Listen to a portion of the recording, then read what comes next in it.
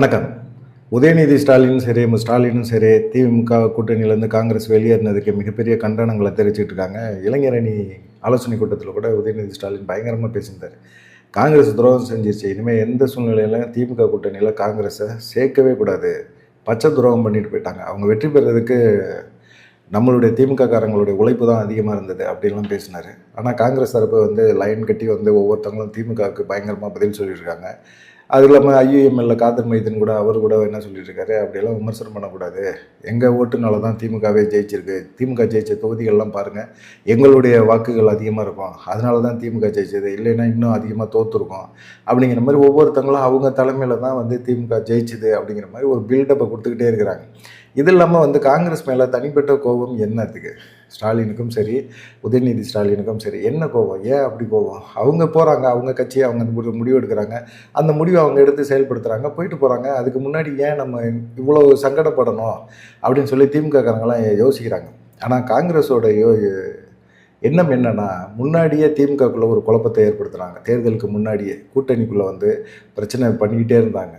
அதிக தொகுதிகளை கேட்குற மாதிரி கேட்குறது, திமுக கூட்டணியை விட்டு போகலாம் அப்படிங்கிற மாதிரி ஒரு எண்ணத்தை உருவாக்குறது, ஒரு சலசலப்பு தாவேகா சைடு நாங்கள் போகிறோம் அப்படிங்கிற மாதிரி ஒரு பிரச்சனையை உருவாக்குறது. அதிலே ஏகப்பட்ட டென்ஷன் ஆகிட்டார் ஸ்டாலின். குறிப்பாக பார்த்திங்கன்னா, ராகுல் காந்தியோட செயல்பாடுகள் ரொம்ப சுத்தமாகவே பிடிக்கல. தமிழ்நாட்டுக்கு வந்திருக்கிறாரு, பாண்டிச்சேரியில் பிரச்சாரம் பண்ணுறாரு. ஆனால் ஸ்டாலின் அங்கேயே இருக்கிறாரு, அவர் கூட சேர்ந்து இணைஞ்சு பிரச்சாரம் பண்ணுறதுல அவர் தவிர்த்துட்டார். அதுவே புரிஞ்சிருச்சு எல்லாத்துக்குமே. சரி, திமுக கூட்டணிக்குள்ளே காங்கிரஸ் இருந்தாலும் காங்கிரஸ் உண்மையாக திமுகவுக்கு ஆதரவாக செயல்படாது, பெருசாக அவங்க செயல்படணும்னு அவசியமே இல்லை அப்படிங்கிற ஒரு எண்ணத்தில் தான் அவங்களுமே இருந்தாங்க. அவங்களுக்கு கட்சியில் பெருசாக தொண்டர்கள் இல்லை, அவங்க என்ன பண்ண போகிறாங்க அப்படிங்கிற ஒரு எண்ணம் தான் அவங்க மைண்டில் இருந்தது. ஆனால் அவர் என்ன நினச்சாருன்னா, ராகுல் காந்தி எப்படியா இருந்தாலும் திமுக தோக்கணும் அப்படிங்கிற ஒரு எண்ணம் தான் அவர் மைண்டில் இருந்துச்சு. திமுக ஜெயித்தாலுமே நமக்கு ஆட்சி அதிகாரத்தில் பங்கு கொடுக்காது, ஆட்சியில் உட்காந்தாலும் நமக்கு பங்கு கொடுக்க மாட்டாங்க. ஆனால் தனிப்பெரும்பான்மையில் ஜெயிக்கக்கூடாது அப்படிங்கிற ஒரு எண்ணமும் அவர் மைண்டில் இருந்தது. ஆனால் என்ன பண்ணார், விஜய்க்கான ஒரு மாற்றத்தை மக்கள் விரும்பி கொடுத்த உடனே காங்கிரஸ் கட்சி உடனே ஓடி போய் டபார்னு முதல் ஆதரவு கடிதத்தை அவங்க கொடுக்குறாங்க. அப்படின்னா அவங்க ஏற்கனவே விஜயோட சேர்ந்து பேசியிருக்காங்க அப்படின்னு தான் தோணுது. விஜய் கூட ஒரு பிரச்சாரத்தில் பேசும்போது கூட ஒரு விஷயத்தை தெளிவாக சொன்னார். உண்மையான காங்கிரஸ் தொண்டர்கள் எங்களை தான் ஆதரிக்கிறாங்க, தாவேகாவை தான் ஆதரிக்கிறாங்க அப்படிங்கிற மாதிரி பேசினார். இதுக்கு ஒரு மறுப்போ ஒரு கண்டனமோ ராகுல் காந்தியோ காங்கிரஸ்காரங்களோ கொடுக்கவே இல்லை, விஜய் இப்படி பேசுகிறாரு அப்படின்னு சொல்லிட்டு.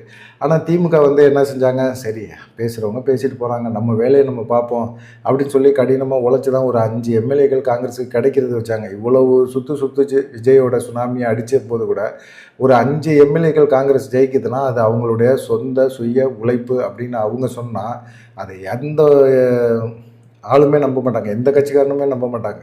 ஏன்னா அங்கே திமுகவோட கடினமான உழைப்பு இருக்குது அப்படிங்கிறது தெரியுது. திமுக தோல்வி அடைஞ்சிருச்சு, விஜய் ஆட்சி அமைக்க போகிறாரு அப்படின்னு தெரிஞ்ச உடனே முதல் லெட்டர் பேடை கொண்டு போய் கொடுத்ததே காங்கிரஸ் தான்.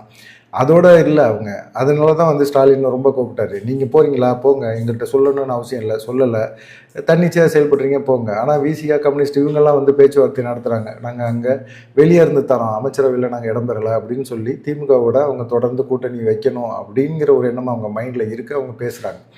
ஆனால் இங்கே ராகுல் காந்தி என்ன பண்ணுறாரு, போனவர் அதே சமயத்தில் கம்யூனிஸ்ட் கட்சி லீடர்கள்ட்டையும் பேசுகிறாரு, திருமாவட்டையும் பேசுகிறாரு, கார்கே வச்சு பேச வைக்கிறாரு. பேசி நீங்கள் எப்படியும் இவங்களையும் ஆட்சிக்குள்ளே கூட்டணி ஆட்சிக்குள்ளே வர சொல்லுங்கள் அப்படின்னு சொல்கிறாரு. ரெண்டாவது பார்த்திங்கன்னா, கம்யூனிஸ்ட் கட்சியை சேர்ந்த ராஜா அப்புறமா பேபி இவங்கள்ட்டெல்லாம் விஜயோட கவர்மெண்ட்டுக்கு நீங்கள் ஆதரவு கொடுக்கணும் அப்படின்னு சொல்லி ராகுல் காந்தி பேசுகிறாரு. அதே இதில் கார்கே பேசி முடித்த பிறகு திருமாவளவன்ட்டையும் காதர் மீதின்கிட்டலாம் ராகுல் காந்தி டைரெக்டாக பேசுகிறாரு.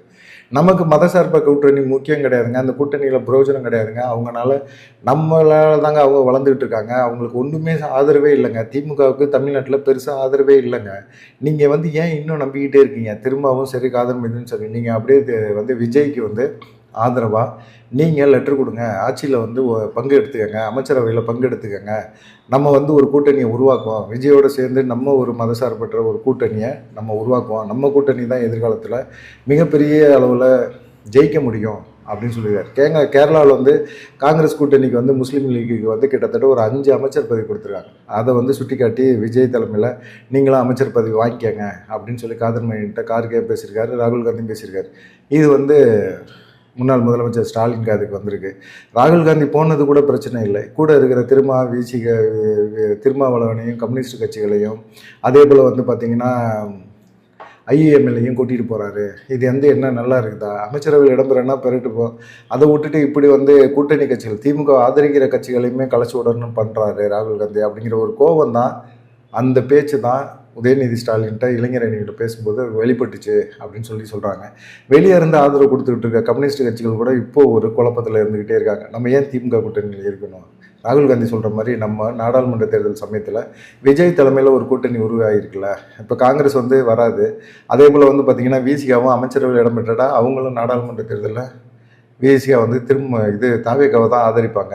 அப்படிப்பட்ட சூழ்நிலையில் ஐஏஎம்லாம் அங்கிட்டு போயிடுச்சு. நம்மளும் ஏன் திமுக கூட்டணியில் இருக்கணும், நம்மளும் அந்த சைடு போயிடலாமே அப்படிங்கிற ஒரு எண்ணம் அவங்களுக்கும் வந்துருச்சு. அவங்களும் இதை சீரியஸாக டிஸ்கஸ் பண்ண ஆரம்பிச்சிட்டாங்க. இதெல்லாம் வந்து தான் ஸ்டாலின் வந்து மிகப்பெரிய ஒரு கொதிப்பை ஏற்படுத்துச்சு. நம்ம இவங்களுக்காக கஷ்டப்பட்டோம், இவங்களுக்காக செயல்பட்டோம், கடைசியில் இவங்கெல்லாம் நம்மளை நடுவீதியில் விட்டுட்டு போகிறாங்களே அப்படிங்கிற ஒரு ஆதங்கம் அவங்களுக்கு இருந்துச்சு. என்ன பண்ணுறது அப்படிங்கிற ஒரு கோபத்தில் வெளிப்பாடில் அவங்க பேச ஆரம்பிக்கிறாங்க. இது வந்து அப்படியே சீரியஸாக ஒரு டிஸ்கஷன் போய்கிட்டே இருக்குது அப்படிங்கிற மாதிரி ஒரு விஷயம் பார்க்கப்படுது. ரெண்டாவது, தாவேக்கால இந்த மது விலக்கு அப்படிங்கிறத பற்றி சோசியல் மீடியாவில் அமைச்சர் விக்னேஷ் வந்து ஒரு பேசியிருக்கிறார். அவர் வந்து டாஸ்மார்க் விஷயத்தில் பேசினதில் மது விலக்கு அப்படிங்கிறது சாத்தியம் கிடையாதுங்க, அது சாத்தியம் பண்ண முடியாது. அது அதிமுக ஆட்சி காலகட்டத்தில் அதெல்லாம் நடந்தது உண்மைதான், அது சாத்தியப்படுத்த முடியாது. அப்படி சாத்தியப்படுத்துகிறோம், மது விலக்கு எல்லா கடைகளும் நம்ம மூடிடுறோம், இது சாத்தியம்தான் அப்படின்னு சொல்லி நம்ம சாத்தியப்படுத்திட்டோம் அப்படின்னோம்னா கண்டிப்பாக கள்ளசாராயம் காய்ச்சுவானுங்க, போதை வஸ்து வரும், கஞ்சா அதிகமாக பயன்படுத்துவானுங்க, போதை மாத்திரைகள் அதிகமாக பயன்படுத்துவாங்க அப்படிங்கிற மாதிரி இருக்குது. அதே மாதிரி பாட்டிலுக்கு 10 ரூபா கூடுதலாக வாங்குறது கூட கோர்ட்டு உத்தரவுப்படி தான் வாங்குகிறோம் அப்படின்னு சொல்லி ஒரு இதை சொன்னார். அப்போ வந்து ஏன் விஜய் கரூரில் வந்து பாட்டிலுக்கு 10 ரூபா வாங்குற செந்தில் பாலாஜி அப்படின்னு எதுக்காக பாட்டு பாடினார் அப்படிங்கிற ஒரு கேள்வி வரும்ல, அந்த கேள்வியை கேட்க ஆரம்பிச்சுறாங்க. அமைச்சர் விக்னேஷ் வந்து இப்படி பேசுகிறது வந்து சரியா அப்படிங்கிற ஒரு கேள்வியுமே நடக்குது. இப்போ விஜய் ஆட்சி அமைஞ்சிருச்சு, நாங்கள் பாட்டிலுக்கு 10 ரூபா வாங்க மாட்டோம், டாஸ்மார்க்கை வந்து பள்ளி, அதே போல் கல்லூரிகள், கோயில், அப்புறமா போக்குவரத்து அதிகமாக இருக்கிற பகுதி, மக்கள் வாழ்கிற பகுதி, இந்த பகுதிகளில் இருக்கிற டாஸ்மார்க்கை மூடுவோன்னு சொன்னோம். அப்போ மூடுறாங்களா இல்லையா அப்படிங்கிறதே அது ஒரு மிகப்பெரிய ஒரு பிரச்சனையாக இருக்குது. ஏன்னா ஆதவர்ஜுனா மதுவிலக்கு அந்த இதில் வந்து அவர் தலையீடும் அதிகமாக இருக்குது. அவர் என்ன செய்கிறாருன்னா தனியார் பார்களை அதிகமாக உருவாக்குறதுக்கான ஒரு முயற்சியை எடுத்துக்கிட்டு இருக்கிறாரு ஆதவர்ஜுனா அப்படின்னு சொல்கிறாங்க. அவருடைய எண்ணம்லாம் என்னன்னு கேட்டிங்கன்னா 2021 திமுக வந்து ஜெயிக்கிறதுக்கு மிக முக்கியமான காரணம் நான் தான், பிரசாந்த் கிஷோரை திமுக கூட்டணிக்குள்ளே திமுகவிட்ட வந்து அறிமுகப்படுத்தினதே நான் தான், சோசியல் மீடியா மூலமாக இன்ஃப்ளூயன்சர் மூலமாக நம்ம வந்து ஓட்டு வாங்க முடியும்னு செஞ்சு காமிச்சவனே நான் தான் அப்படின்னு சொல்லி நிறையா தடவை பேசியிருக்காரு.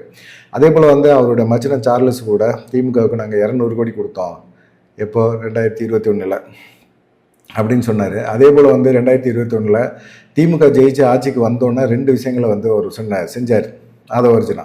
ஒன்று, சத்துணவுல அரிசி பருப்பு முட்டை சப்ளை, இதை வந்து எங்களுக்கு கொடுத்துருங்க அப்படின்னு சொன்னாங்க. ஆனால் உண்மையிலே திமுக வந்து ஆட்சிக்கு வரதுக்கு முன்னாடியும் சரி, அதிமுக ஆட்சி காலகட்டத்திலும் சரி, நாமக்கல்லில் வந்து கிறிஸ்டின் நிறுவனம் அப்படின்னு சொல்லி அவங்கள்ட்ட தான் இருந்தது. அதை வந்து ஆதவர்ஜுனா நாங்கள் எங்கள் கஸ்டடியில் எடுத்து நாங்கள் பண்ணுறோம் அப்படிங்கிற மாதிரி சொன்னார். அது திமுக கவர்மெண்ட் அதுக்கு ஒத்துக்கலை. ரெண்டாவது வந்து கர்நாடகா ஸ்டைலில் தனியார் பார்களை உருவாக்கணும் அப்படிங்கிற ஒரு எண்ணம் அவர்கிட்ட இருந்தது. அதையும் திமுக ஆட்சியில் வந்து சொல்லி பார்த்தாரு.